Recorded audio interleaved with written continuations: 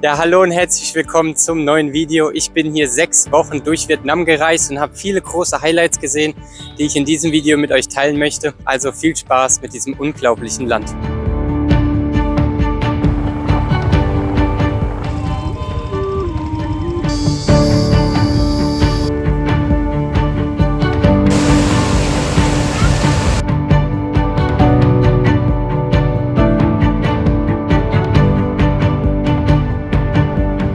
Ich bin zunächst in der Hauptstadt Hanoi gelandet und habe hier mitten im Old Town Hanoi gelebt.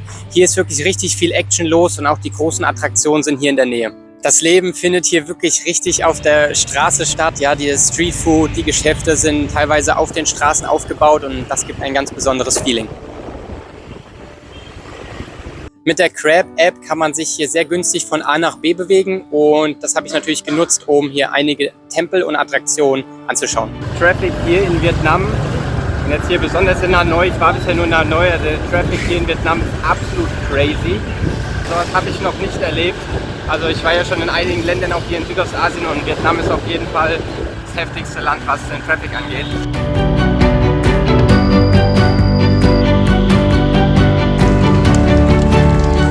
An einem Tag habe ich auch einen richtigen Monsunregen erlebt. Junge, jetzt haut hier gerade mal richtig runter, Alter. Gut, dass ich mir hier so ein Puzzle gekauft habe hier für ein Apfel und ein Ei. Ja, ich bin jetzt hier bei der berühmten Train Street in Hanoi. Das haben vielleicht manche schon mal gesehen auf Social Media, wo hier wirklich an diesen Cafés hier direkt der Train vorbei rauscht. Das ist richtig geil. Okay, der Train kommt. Ich warte schon seit 2 Stunden, glaube ich. Jetzt kommt der Train gleich.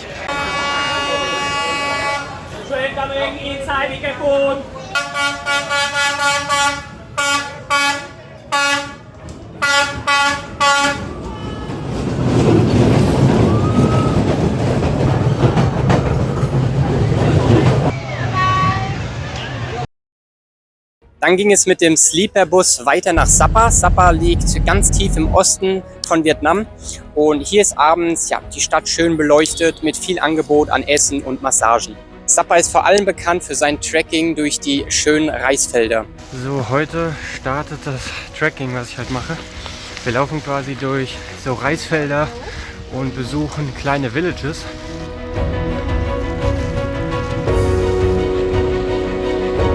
Wir sind jetzt hier in einem weiteren kleinen Village angekommen. Hier, die sind komplett umgeben von ganz vielen Reisterrassen. Es sieht wirklich sehr schön aus.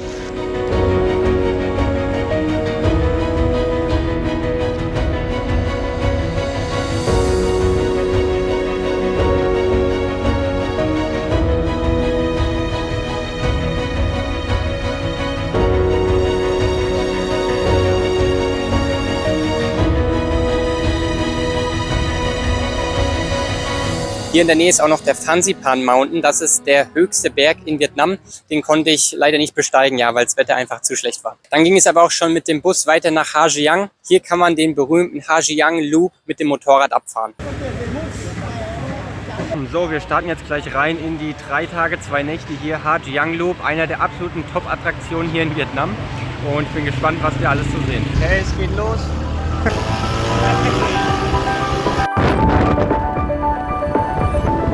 Wir hatten aufgrund der Raining Season leider auch viel Regen und Nebel, aber trotzdem ist manchmal an einigen Stellen die wunderschöne Natur durchgeblitzt.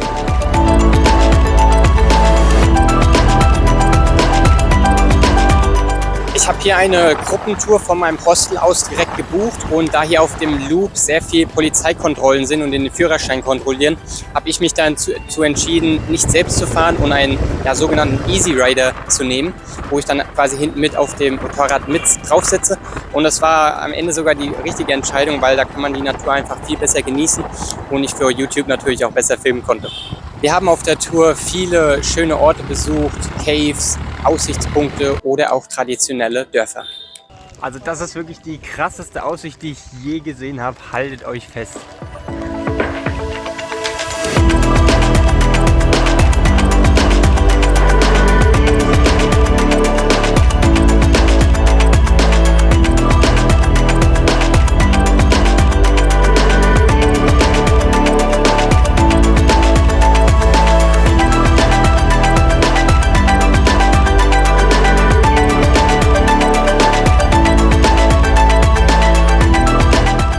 Wir wurden immer mit sehr leckerem Frühstück, Mittagessen und Abendessen versorgt. Die Nächte haben wir in Homestays verbracht an verschiedenen Orten. Und ich hatte auch zum Glück eine lustige Truppe, das hat echt Spaß gemacht. Hello! Oh, bonjour! Bonjour! Bienvenue!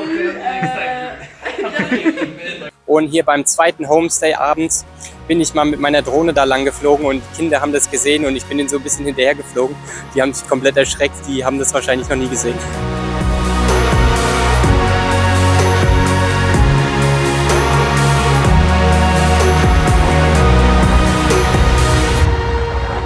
Wir sind jetzt hier bei der Tour an der großen Flagge angekommen, hier fast am nördlichsten Punkt von Vietnam.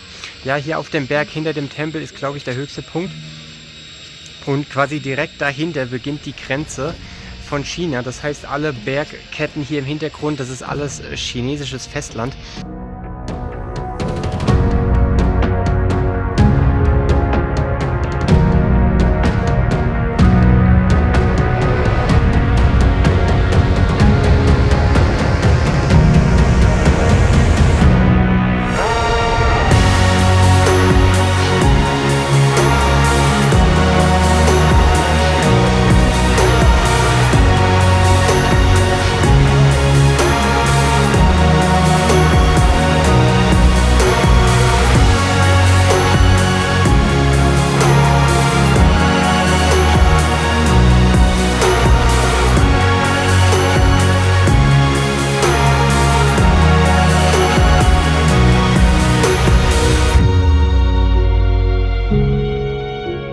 Also ich muss wirklich sagen, die Natur hier war manchmal auf einem Level mit Neuseeland wirklich atemberaubend und ich werde auf jeden Fall nochmal herkommen zur guten Season und dann auch mit Motorradführerschein. Dann ging es mit dem Bus weiter nach Khao Bang, auch wieder eine kleine Town. Und hier gibt es in der Nähe einen Wasserfall direkt an der chinesischen Grenze und den bin ich auch wieder mit dem Roller angefahren. Ich bin jetzt hier gerade bei der ersten Sehenswürdigkeit angekommen.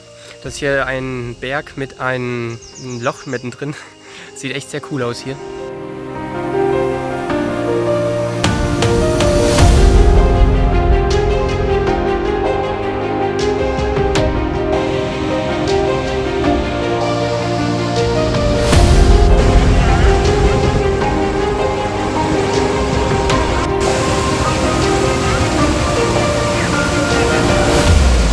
Das ist wirklich ein richtig schöner Wasserfall. Wir fahren hier schön mit dem Boot, sind wir schön nah rangefahren. Also sieht sehr beeindruckend aus. Ich muss das hier noch mal kurz zeigen. Ich fahre gerade weiter mit dem Roller und hier hinter mir ist quasi alles chinesisches Festland. Und ich fahre hier noch die ganze Zeit direkt neben der Grenze lang und die komplette Grenze ist mit einem Stacheldrahtzaun versehen. Und wirklich alles voller Kameras. Also ich zeige das hier auch mal kurz. Hier steht mitten in der Pampa eine Kamera und halt wirklich die ganze Grenze lang. Das hätte ich nicht erwartet tatsächlich. Auch hier wieder mit dem Roller lang zu fahren, ist ein absoluter Traum.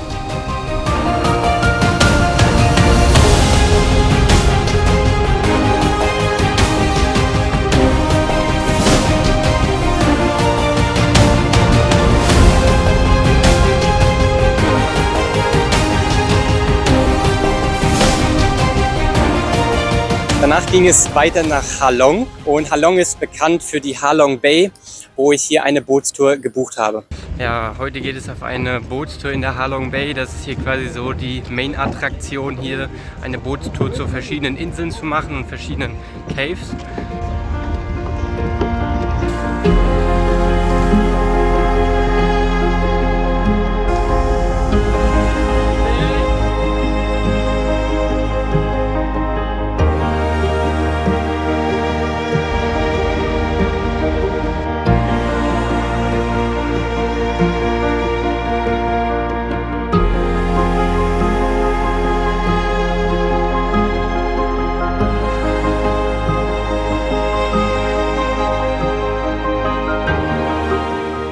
Okay, wir sind jetzt bei der letzten Station heute angekommen. Wieder so eine kleine Insel mit einem kleinen Strand und so einem Pavillon, wo man hochlaufen kann. Da gehe ich natürlich hoch.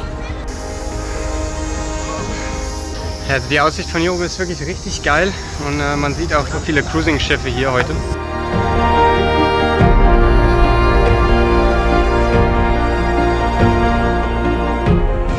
Ja, die Tour Tour ist jetzt zu Ende. Es ging so 6 bis 7 Stunden. Die Tour hat mich ungefähr 17 € gekostet. Ich habe kein Lunch dazu gebucht und auch kein Kajakfahren.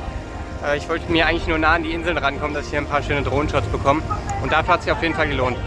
Am zweiten Tag in Halong habe ich auch nochmal einen Roller gemietet und ein bisschen die City erkundet.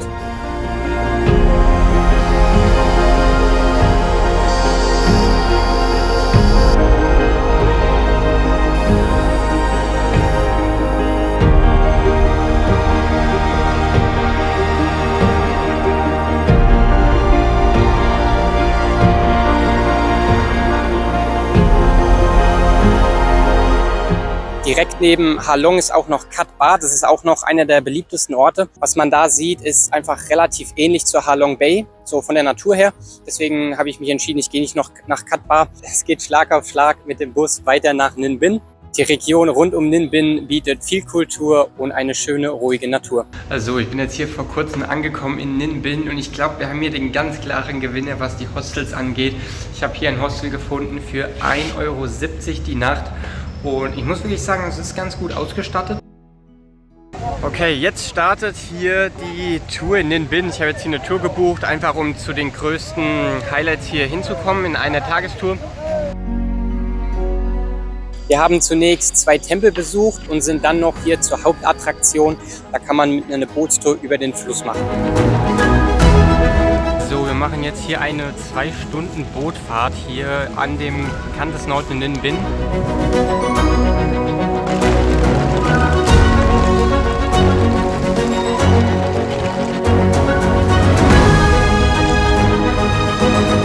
Zum Abschluss waren wir dann noch auf dem Berg, wo man das bekannte Bild macht, ja, vom Aussichtspunkt.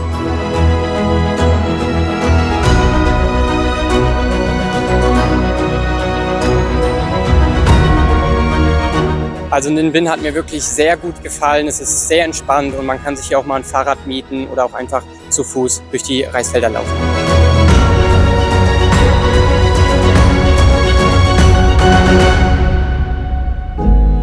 Ja, dann war der Norden für mich abgeschlossen und ich bin mit dem Nachtbus 20 Stunden nach Hoi An gefahren, in die Mitte von Vietnam. Habe da 3 Tage verbracht und halt ein bisschen gechillt und habe dann einen weiteren Nachtbus nochmal mit 20 Stunden runter nach Saigon genommen. Das war so kostengünstiger, als einfach den Flieger zu nehmen. Und man kann auf jeden Fall sagen, in der Mitte von Vietnam und im Süden gibt es nochmal so viel zu sehen. Hier kann man auch locker nochmal einen 3 Wochen Urlaub einlegen. Ich habe mich hier diesmal auf den Norden fokussiert. Aber ich habe mir natürlich auch noch Saigon ein bisschen angeschaut. Saigon heißt mittlerweile Ho Chi Minh City, ist nach dem Revolutionsführer damals benannt worden. Mein Abschlussreferat damals in der 10. Klasse habe ich über den Vietnamkrieg gemacht. Deswegen habe ich hier auch einen besonderen Bezug dazu und habe mir hier noch das War Memorial angeschaut und noch ein paar andere besondere Gebäude in Saigon. Ja, ich war hier gerade im Kriegsmuseum und ich muss tatsächlich sagen, das waren mit die schlimmsten Kriegsbilder, die ich je gesehen habe. Die möchte ich auch nicht zeigen. Also hier im Krieg wurden Napalmbomben und Agent Orange eingesetzt und die Folgen für die Menschen waren wirklich verheerend. Wenn man hier in Saigon ist, sollte man sich das auf jeden Fall mal anschauen.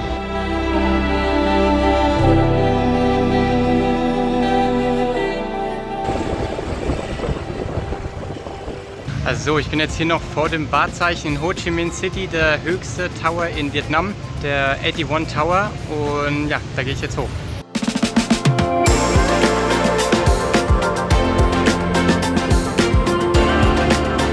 An dieser Stelle noch Greetings zu meinen Freunden aus Saigon. Thank you for the nice talk. Ich blende hier auch wieder meine Kosten ein. Ich war 6 Wochen in Vietnam, also habe das Visum komplett ausgereizt. Ich bin effektiv nur ungefähr 4 Wochen gereist und habe die anderen 2 Wochen eigentlich stationär in den Städten verbracht, um an YouTube-Videos zu arbeiten. Das war's wieder mit dem Video. Ich hoffe, es hat euch gefallen. Gebt mir gerne einen Daumen auf das Video und abonniert meinen Kanal. Das würde mich sehr unterstützen. Und wir sehen uns beim nächsten Video. Ich sage wieder, Schmidti, bleibt on Tour.